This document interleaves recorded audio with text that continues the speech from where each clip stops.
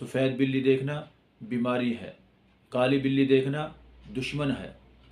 अल्लामा इब्न serine रहमहुल्लाह ताला फरमाते हैं, अगर कोई शख्स ख्वाब के अंदर काली बिल्ली देखता है तो गोया कि दुश्मन के पेश आने की निशानी है, दुश्मन का आमना सामना होगा।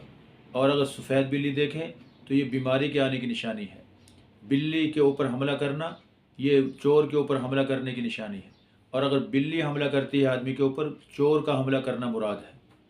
और अगर आदमी किसी बिल्ली पे हमला करते हुए देखे, बिल्ली पे हमला उसने किया और बिल्ली उसके यहाँ मगलूब हो गई, बिल्ली पे ये गालिब आ गया, गोया कि ये चोर के ऊपर, दुश्मन के ऊपर गलबा हासिल कर लेगा।